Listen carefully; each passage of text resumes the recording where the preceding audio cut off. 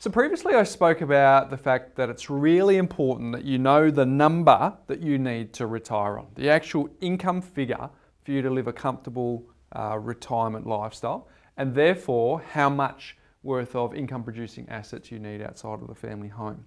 Today I want to have an extension of that, because once I do know the number and I know what I'm shooting for and I'm beginning with the end in mind, I then need to know what are the foundational levers that I need to adjust when it comes to building that wealth that I'm after. And I really want to sort of draw on the analogy of the bulldozer operator. And if you think about the levers that they've got to try and move the bucket in different directions, I want to think about that the same sort of analogy for building wealth. But in this case, instead of having 2 levers, there's actually 4. Time, target, income, and expense. And the fact that building wealth is not a one-size-fits-all best reflects the use of these levers. Because in some cases I need a little bit more time, sometimes I need to back off on my expenses, sometimes I need some variation around my expenses, and maybe my target might not be realistic. So I really want to talk about each of those 4 levers in turn. And the first one is really income, and it's the obvious one. But it's pretty easy to know how much I'm earning today, but I need to really project how much I'm going to earn into the future.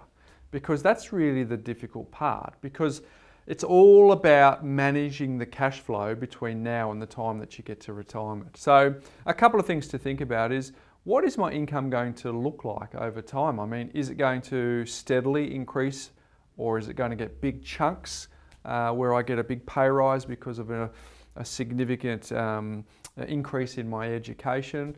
What does that look like over time? And equally, is there going to be any times when the income actually stops? What if I am planning on having children and there's maternity leave? What if I want to stop working and go on a sabbatical and actually go somewhere and take a year off? These are the sorts of income fluctuations that we need to be thinking about. But also, the fundamental one is, how secure is my job? Am I likely to be able to keep my job over the long term? So these are all the things that we're thinking about when we're starting to play with that income lever. In terms of expense, we want to know, what am I likely to spend my money on? And not only now, but in the future. So discretionary spend is the first one, and that's like, am I spending too much on lattes? Can I cut back a little bit on my groceries? Do I have to go out every single week? That's the obvious one. But what about the short, medium and long-term expenses that we need to plan for? Whether or not I'm having children, whether I want to upgrade the car, whether I want to renovate the kitchen. What about whether I'm going to send my kids to public or private school? These are all decisions that will impact cash flow, and they're things that we need to be conscious of, to knowing that spending more has a direct impact on the amount of wealth that we'll have when we get to retirement. So there's income and expense. What about time? Do we have enough time between where I am now to where I want to retire?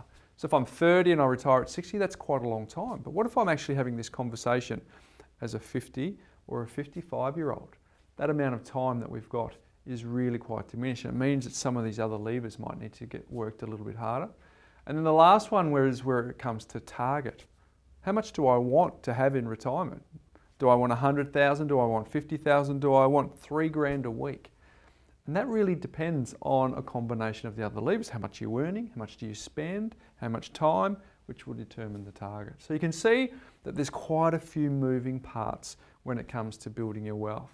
And like that bulldozer driver who's making little adjustments to get that bucket on that tractor or on that bulldozer to where it needs to be, we too need to be tailoring our unique circumstances to make sure that we hit the goal that we're looking for in retirement. But if we do get the combination of those levers correct, it means that we can actually reverse engineer what we're looking to do, and chances are live a very good lifestyle in retirement.